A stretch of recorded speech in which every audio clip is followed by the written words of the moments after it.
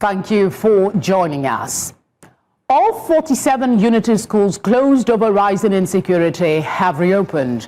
The federal government announced the closure of the schools in November amid rising cases of kidnapping and killings in that part of the country, while reaffirming government's commitment to safeguarding students and ensuring the continuity of education across the country.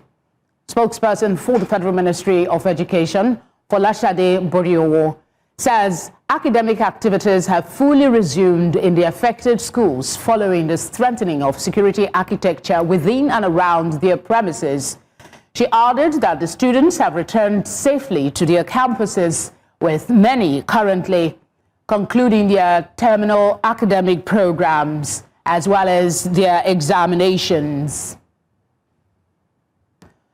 Dr. Ouagadougou is an education consultant. He joins me alongside a security analyst, Umaru Darlington, for this two-edged conversation. Thank you, gentlemen, for being here. Okay, I understand we don't have Darlington at the moment. We only have Dr. Ouagadougou. Thank you again for being here. Correct me if I'm wrong, but this message doesn't seem like the schools just reopened. Most schools are already on a holiday for the Christmas festivities. So I'm thinking, is this announcement a mere formality since there was an order earlier, or this is actually when these unity schools are reopening? Should believe the ministry.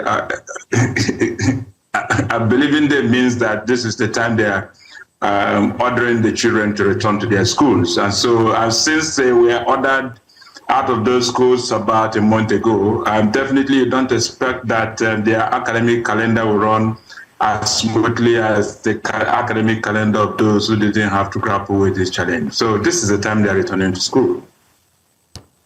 All right, the federal government believes the worst is over and says schools should therefore reopen. I mean, that's the whole point of this announcement. Do you share in this confidence? Yeah, definitely we have to believe our government. We are not as irresponsible as sometimes we are perceived to be. And of course, you know that we have also rejigged our security architecture, especially with the appointment of General Musa to oversee the Ministry of Defense. So I think confidence has improved, and better approaches to protecting our children obviously have been put in place. It's not as if we never had a system in place. It's just that we were not quite good at implementation, because we have always had on the ground what is called safe schools, approach to managing security on our campuses. But unfortunately, because of some laxities, that didn't come through very well. But with General Musa in charge now, I think things have improved significantly, and we should believe that our children are safe as they return to schools. Okay, is there any new information on the Safe School program? I mean, at a point, we understand the House of Representatives was investigating the amount that has been expended. Either the House of Representatives or the Senate at this point, I can't specify which. Is there any update on that? And is there any noticeable changes on the ground that, inspires confidence for parents that some measures to protect their children has been fully and firmly established? Definitely things have improved, but because of the sensitivity of the matter, you cannot discuss the intricacies of what the government is doing with respect to securing our children in schools, on air. But given the information available to me, I have every reason to believe that the government is not being irresponsible at this point in time. And they are working with all the stakeholders, including parents, who are assisting them with also resources at their own level to ensure that their children return to school and study without any encumbrances. Yeah, I'm a bit insistent on this. Why there might not be, you might not disclose every arrangement that has been made, but Can you confirm for us, as someone who is on the inside, that there are now clear protocols as to responses to maybe threats of attack even before it happens, or when attack does happen, what the protocols would be? Is there any clarity on that? Well, I cannot speak for the government because I do not work for government. But what I know that, but as somebody in the academia, that's why I'm asking. You might be privy to information that we don't have. Yeah, that's very correct. The information I have suggests very clearly that all the relevant security agencies of government are working together to ensure that we do not continue to face the embarrassment of not having our children in school when they should be in school. And all the relevant officers of these security agencies who have responsibility to ensure that things work out well are on top of their jobs, and they are working with school authorities and parents to ensure that, yes, indeed, our children study in safe and secure environments. There was some lost time, correct me if I'm wrong again, there was some lost time for students. Are there provisions to make sure that those times, those lessons are not missed out completely? Definitely, we are not going to be able to recover everything we have lost in terms of lesson time, given the fact that this is also end of year season. And so what generally happens, as you already know, whether it's at this level or at tertiary level, is that when schools close and children are ordered home, when they return, things are fast-tracked. So lessons that should take maybe 10 days to deliver might have to be delivered in just about 1 week. And that's exactly what you're going to experience now. So there will be some consequences, but those consequences are redeemable. A lot of trust was broken between parents, communities, and government. Are you aware if there is any effort on the side of the government and security agencies as well to rebuild a level of trust in these communities where these students are located, not just unity schools, schools generally, so the people can give them the hands-on information they need? Yeah, as I have already posted, to the best of my knowledge, the relevant agencies of government, including the security agencies themselves, are making a deliberate effort to ensure that they are working in collaboration with parents and other stakeholders in the industry to ensure that our children study in safe and secure environments. Having said that, yeah, so the brand to some extent has been damaged. When I talk about the brand, I'm looking at unity schools. So parents are obviously beginning to show reluctance to get their children to write exams to get into unity schools. So the number of candidates you used to find in the past who aspire to go to unity schools, that number is beginning to diminish because of these concerns. All right, Doc, thank you very much for speaking with us. My pleasure. Nigeria has formally apologized to Burkina Faso for the unauthorized entry of its military jet to Burkinabe airspace. The move has since led to the release of the 11 Nigerian Air Force pilots and crew members 9 days after their detention in the Francophone nation. The release came shortly after a high-level Nigerian delegation led by the Minister of Foreign Affairs, Yusuf Tuggar, met Burkinabe authorities in Ouagadougou, including President Ibrahim Traoré. Speaking after the meeting, the minister highlighted Nigeria and Burkina Faso's long-standing ties and shared security concerns, describing the engagement as a step towards reinforcing neighborly relations. President Bola Tinubu has formally informed the House of Representatives of his plan to present the 2026 Appropriation Bill to a joint session of the National Assembly. The latter was read on the floor of the House on Thursday by Speaker Tajuddin Abbas. Now, according to the communication, the president will present the budget proposal on Friday at 2 p.m. in his capacity as president and commander-in-chief of the armed forces. The presentation officially kicks off this 2026 budget process, setting the stage for lawmakers to scrutinize the government spending and revenue plans before approval. Some politics. In Rivers State, 3 People's Democratic Party lawmakers in the House of Representatives and 1 member from the Labour Party have officially announced their defection to the All Progressive Congress APC. The defecting lawmakers are Awaji Abiante, representing Andoni Opobo Nkoro Federal Constituency, Boma Goodhead, representing Akukutoru Asaritoru Federal Constituency, and Emerengwa Boniface, representing Emwoha Ikwere Federal Constituency, all from the People's Democratic Party.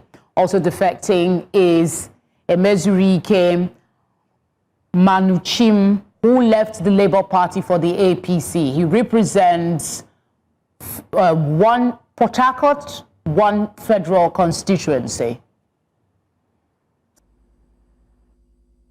From the People's Democratic Party, PDP, and the campaign to All Progressive Congress, APC. His message: I write to formally resign my membership from the People's Democratic Party, PDP, with immediate effect, owing to the protracted, irreconcilable, and current multiple court challenges involving the party.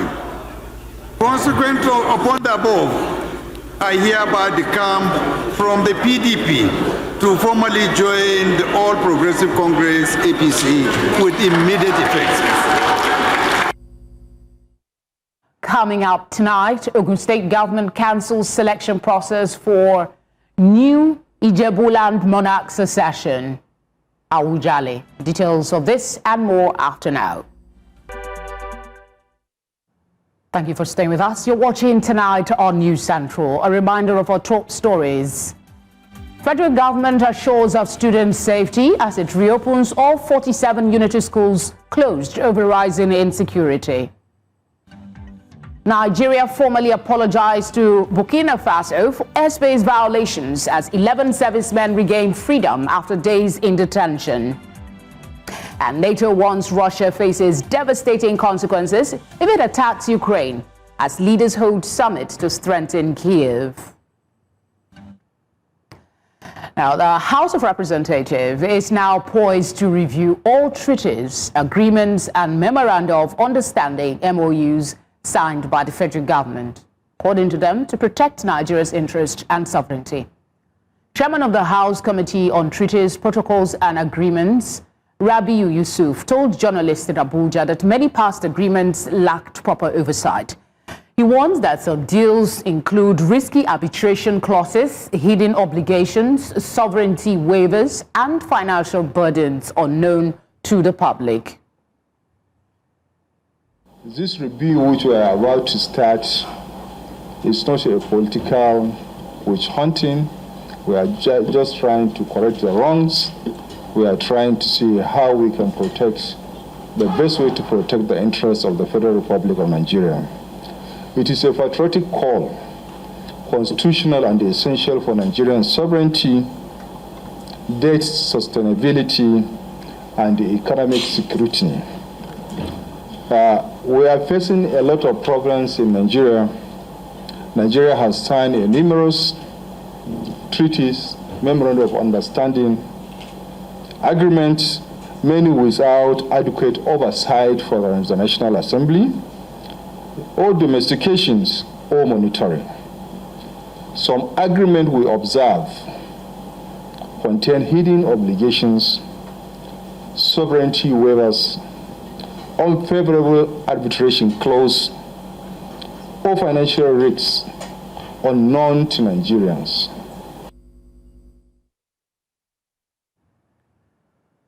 Let's now turn to legal practitioner Abdul Karim Musa to look at the implications of treaties signed without proper checks. Thank you for being with us tonight. Now, concerns over Nigeria's treaty obligations have grown in recent years amid rising public debt, disputed loan agreements, and we also know there are some controversies surrounding foreign-funded infrastructure projects. So ordinarily, this would be a good thing. But there has been quite a number of them. Before we talk logistics, where do you think they will begin with such review? Well, good evening, Felicity. Thanks for having me on your program tonight. Well, talking about where to begin in the review of treaties that Nigeria had become parties to, there are various areas to consider, but in consideration of the areas that require review, the challenges that Nigeria is confronting as a nation must be foremost, which is the issue of security and the issue of our economy. So we must begin to examine those treaties that pertain to issues of security. Like the lawmaker said, that there are areas, there are treaties where Nigeria has signed waiver of sovereignty, and that's scary because sovereignty is the inherent and absolute power of a people to govern themselves. So for a country to be identified as a country, that character of sovereignty must exist. And so if you sign a treaty where you have submitted your sovereignty, that's very risky. So we must consider the review. The review ordinarily, like you said, is a good thing, but there are several areas that we must consider. And in my opinion, the issues that pertain to security and economy are at the forefront of this review of treaties. Okay, what are the implications we're looking at here if these documents are signed without proper oversight? Well, it is quite ridiculous to even begin to say that documents were signed without proper oversight. First of all, it's the president who has the responsibility to sign treaties on behalf of the country. And when you talk about treaties being signed without proper oversight, what do they even mean? Is it that the persons who signed these treaties did not read the contents of the treaties before signing them? And when we talk of hidden clauses, it's also ridiculous because anytime there are international conventions, conferences, meetings that lead to the development of these treaties, you see Nigerian lawmakers traveling. So what do they travel for? The essence of those travels are to participate in the deliberations that are leading to the promulgation of these treaties. So it is quite disappointing and disgraceful that lawmakers or we as a nation will come and say treaties, there were hidden clauses. They are not hidden clauses I think you've emphasized that. I was looking more, we're very time constrained for this conversation. I was looking more for you being a bit more explicit with the implications we're looking at, but that would be a bit on the obvious side if you think about it critically. After I said it, I had to think about it as well. But let's look at the citation by the chairman of the committee, Yusuf. He cited their compliance to Section 12 of the 1999 Constitution that requires National Assembly's ratification for treaties to have legal force in Nigeria. Does this constitutional requirement also apply to MOUs and executive agreements, or are they exempt? Well, the law is tried that the Constitution is the ground norm of a country, and any law that is inconsistent with the Constitution shall be void. And by Section 12 of the Constitution, for any treaty to be applicable to Nigeria, it must be enacted by the National Assembly. That means it must be reduced into a Nigerian law. So when you talk about treaties, MOUs, and executive agreements, the law is clear that the express mentioning of a thing is the exclusion of others. So when Section 12 of the Constitution mentioned treaties and did not mention MOUs and executive agreements, it means that the applicable laws or instruments with regards to Section 12 is only treaties. So this discussion does not affect MOUs and executive agreements. Meanwhile, the MOUs and executive agreements do not have the force of law that treaties have.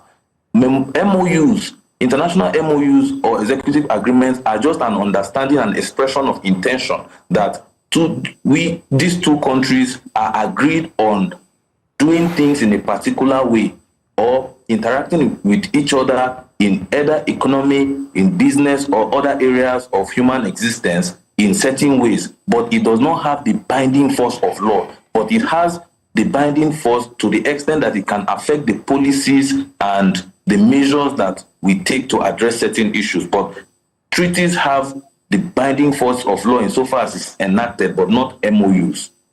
All right, many of these agreements they say contain some sovereignty waivers. You've also identified some of those yourself. And then clauses favoring foreign entities.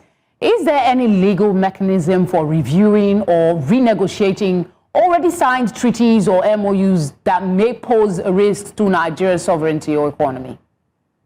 Of course, there are protocols to either, because you sign a treaty to be part of it, that is to abide by the laws, by the rules and regulations that are contained in those treaties. So you can also withdraw from a treaty and say, I'm no longer willing to be bound by this treaty. But it has their implications, because the treaty is, we join treaties by understanding and by benefits. We rely on other nations for certain resources, and other nations rely on us for certain resources. And the idea of treaties is that when you sign a treaty, nobody is forcing you to sign, but you are signing based on certain benefits and recognition that other nations are willing to accord you by reason of you being a signatory to that treaty. So the implication will simply be that certain nations may be uncomfortable by your withdrawing from those treaties if you eventually do, and then you may stand chances of losing certain benefits or certain relationship. But before we decide on withdrawing, the attempt by the legislature to review and make our case before the United Nations or the African Union, whichever treaty we are trying to address, is very important, because there's room for deliberations. Yeah, this is a lengthy one. Time is always not a friend. Thank you very much for sparing the time to talk to us. Thank you so much for having me. Away from diplomatic matters, let's go a bit to the judiciary.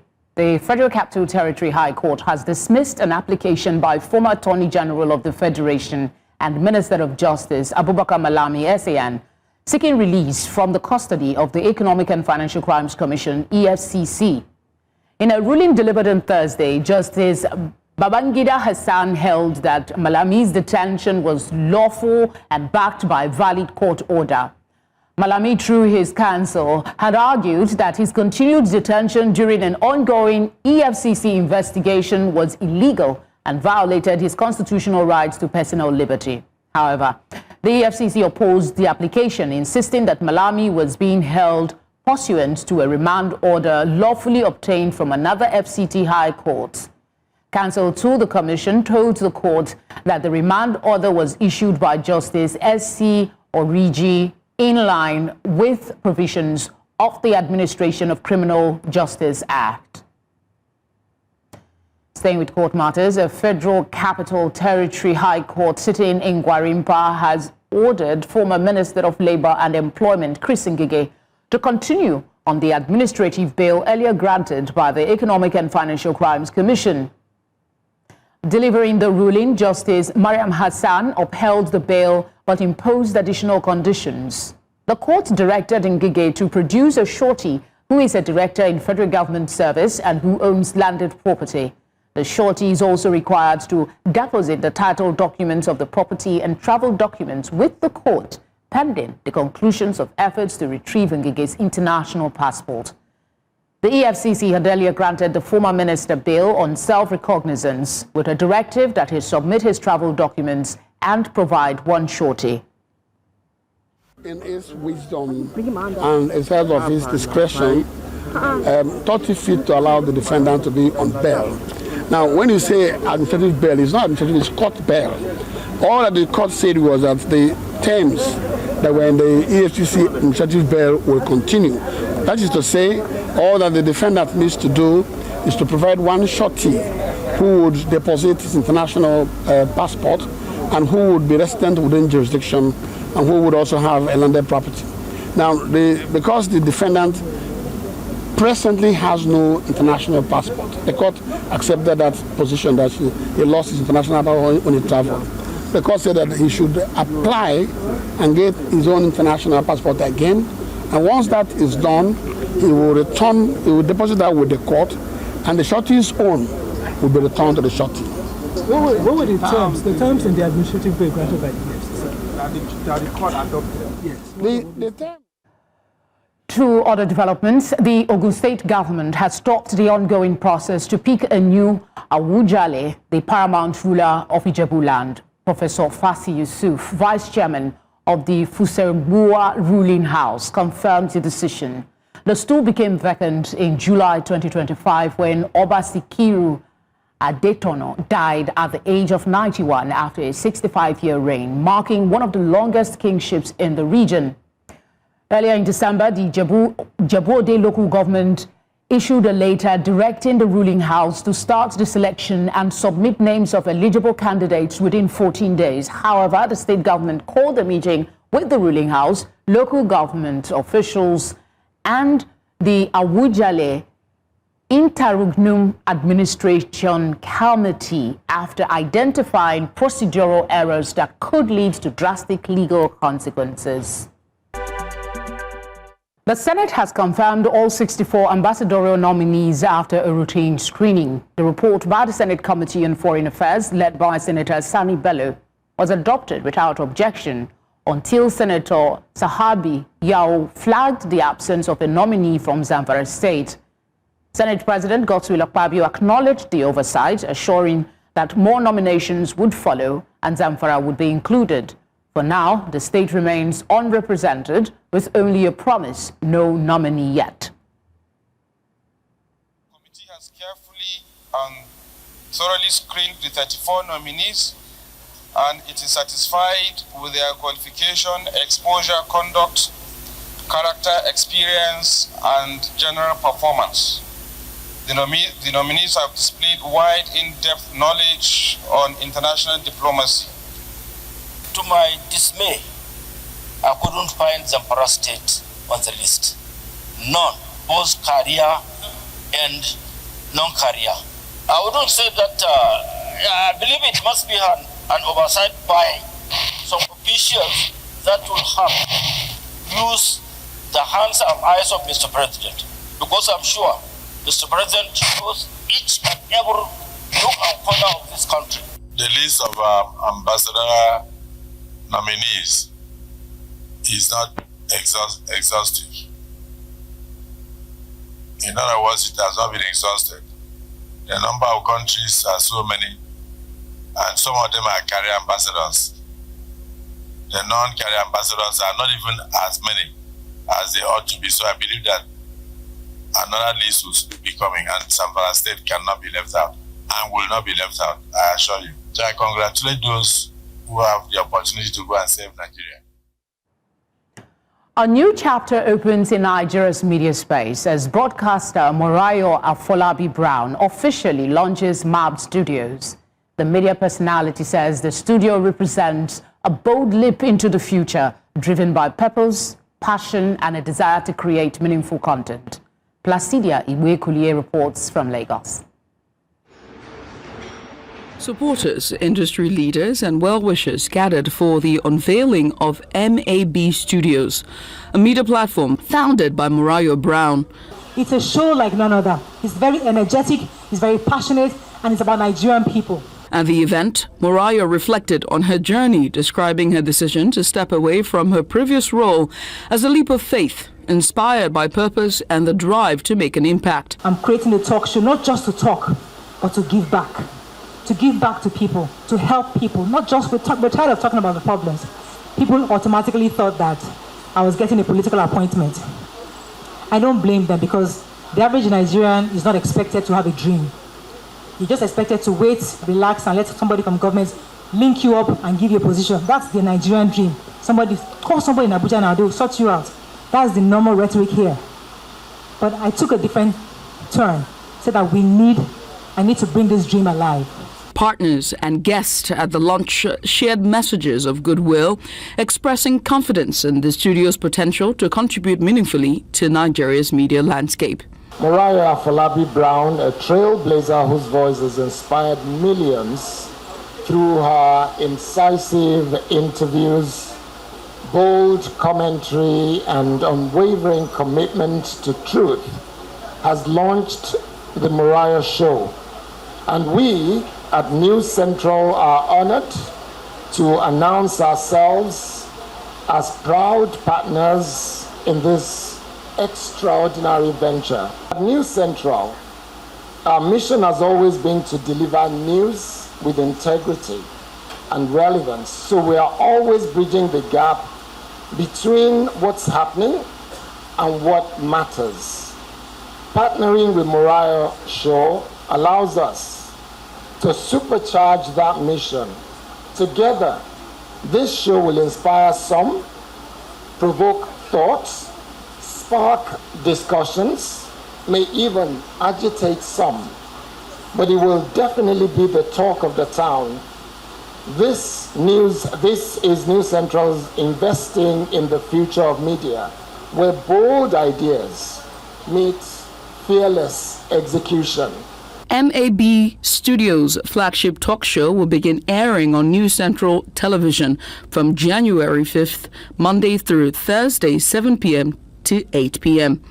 With its launch, the studio marks its entry into Nigeria's evolving media scene, built on vision, partnership, and the courage to start anew. The journey ahead promises innovative storytelling and a space for sharing, growth, and empowerment.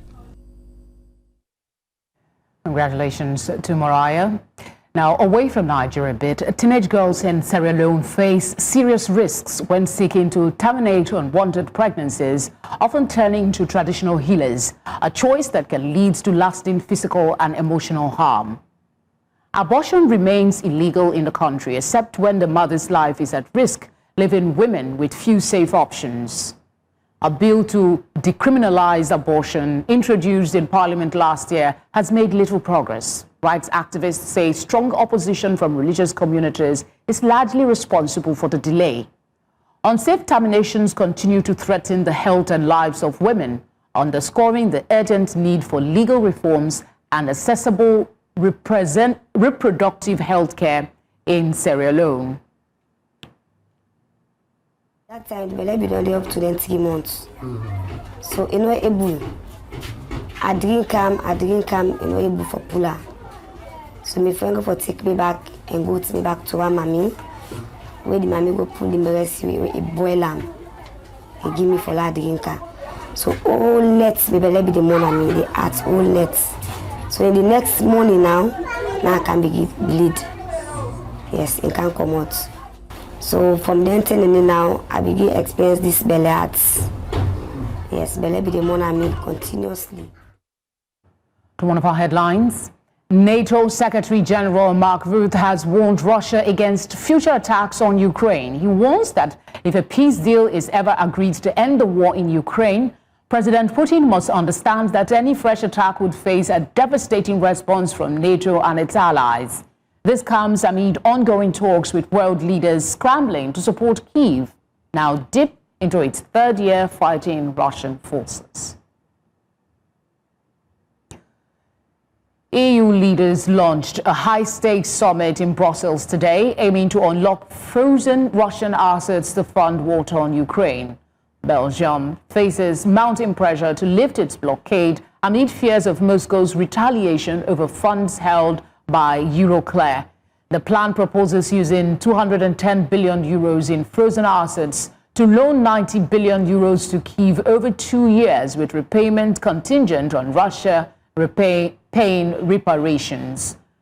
With Ukraine's cash crunch looming by April and US-led peace talks intensifying, officials are pushing for a breakthrough as backup funding options remain limited and EU unity hangs in the balance.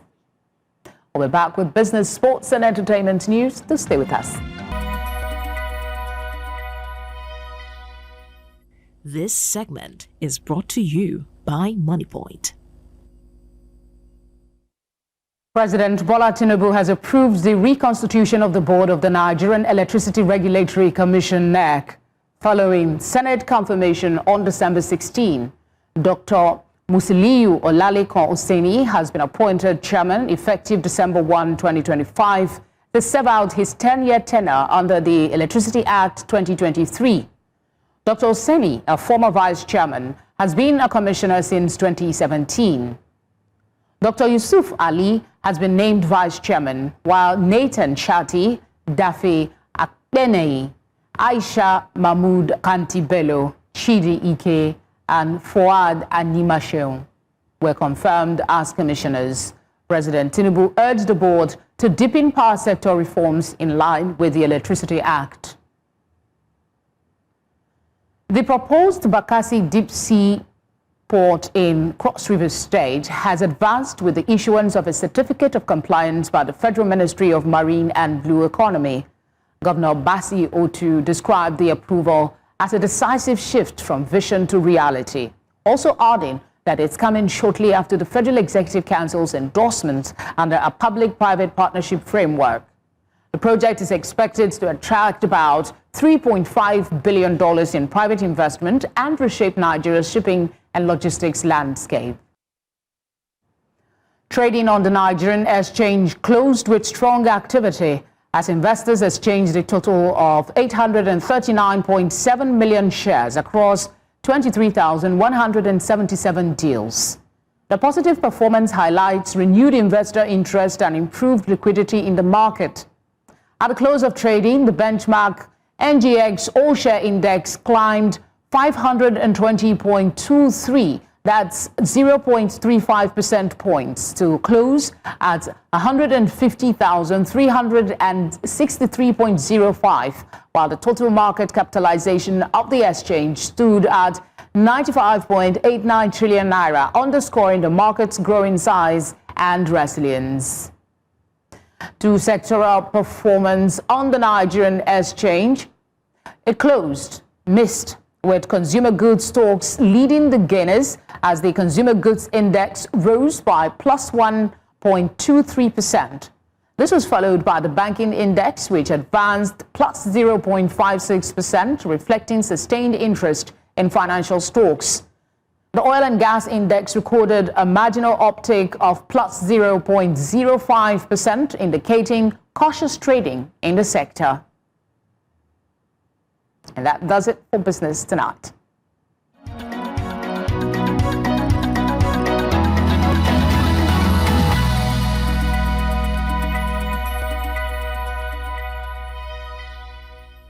This segment is brought to you by MoneyPoint.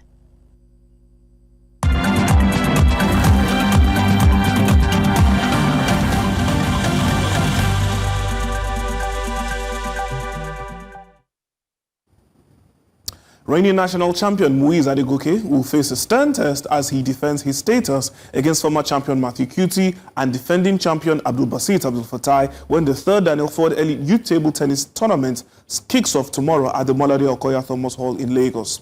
Adegoke has been in blistering form over the past month, winning the maiden Governor Diri Top 16 Cup in Yenogwa and adding another title at a Lagos Club tournament featuring some of Nigeria's finest players. Kuti, once hailed as the next big star in Nigeria table tennis, has struggled recently, humbled 4-0 by Adegoke at the Bielsa tournament and suffering another defeat at a Lagos Club event. Abdul Fatai, a left-hander from Kwara, has also endured a rough patch, bowing out early in several competitions. The two-day tournament will also see action in the women's division, as well as under 19, under 15 and under 12 competition. Wilfred Ndidi has been appointed captain of the Super Eagles ahead of the 2025 Africa Cup of Nations in Morocco. The 28-year-old midfielder assumes the role following the international retirement of William Troost Ekong and Ahmed Musa. Having already won the armband during Nigeria's recent 2026 World Cup qualifying campaign playoffs, despite missing the rescheduled 2023 AFCON through injury, Ndidi remains one of the team's most experienced players with 71 caps since his 2015 debut. A graduate of Nigeria's under-17 and under-20 teams, his leadership and discipline are expected to drive Nigeria's AFCON campaign. Meanwhile, the Super Eagles have arrived in Fes, Morocco, ahead of the 2025 Africa Cup of Nations. The team flew in after a training camp in Cairo where they lost 2-1 to Egypt in a friendly match. Players including Victor Osimhen and Moses Simon joined the squad, with the team uniformly dressed in popular traditional kaftans. The team will now begin intensive preparations for their AFCON challenge, where they will attempt to win a fourth African title. Nigeria will compete in Group C against Tunisia and Uganda, with their opening match against Tanzania scheduled for 6:30 p.m. next week Tuesday at the First Sports Complex. European champion Spain will face Copa America holders Argentina in the Finalissima on March 27th in Qatar, UEFA and CONMEBOL announced. The clash comes less than 3 months before the 2026 World Cup in North America and offers a key test for reigning champions Argentina and World Cup favourite Spain. Argentina won the last finalissima in 2022, beating Italy 3-0 at Wembley. Spain currently top the FIFA rankings just ahead of Argentina. The match will feature a headline duel between Lionel Messi and Spain's teenage star Lamine Yamal. It will be played at the Lusail Stadium, where Messi lifted the World Cup in 2022.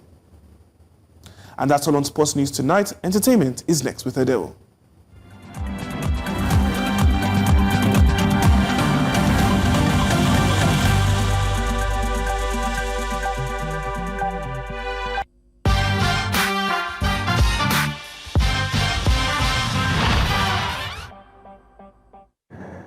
And in the world of entertainment now, talking about some interesting overturns, as actress Doris Ogala has served a 1 billion naira legal notice on Pastor Chris Okafor, accusing him of emotional distress after allegedly ending their relationship and marrying another woman. According to Ogala, the pastor made promises of marriage that he failed to honor, causing reputational damage and personal trauma. The legal action reportedly demands compensation and a public apology.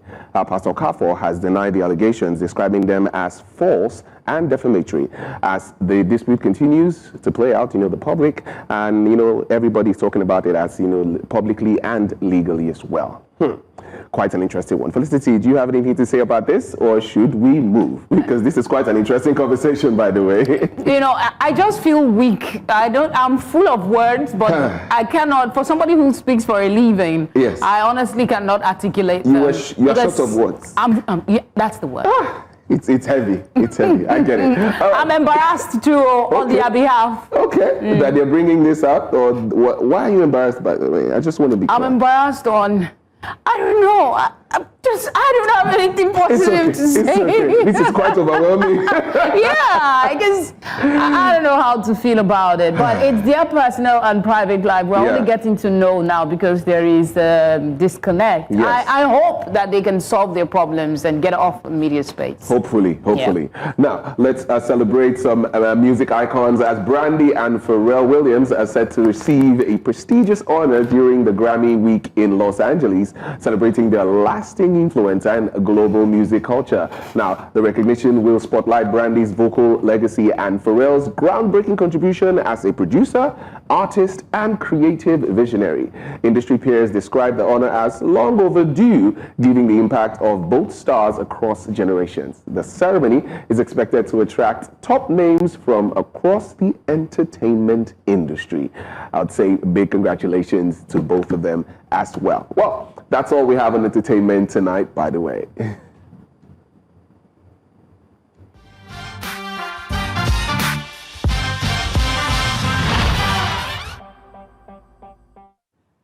A quick reminder of our top stories to wrap things up. Federal government has reopened all 47 unitary schools closed over rising insecurity in Nigeria.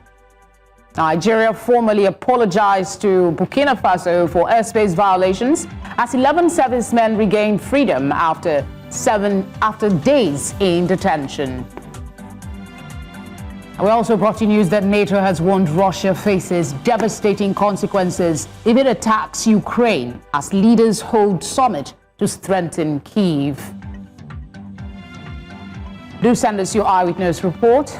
Please use the details on your screen. You can follow us on all social media platforms as well at News Central TV. You can watch us live on DSTV channel 422, GoTV channel 23, Star Times channel 274, Avo TV, and on YouTube. Thank you for your kind attention. Have a good night.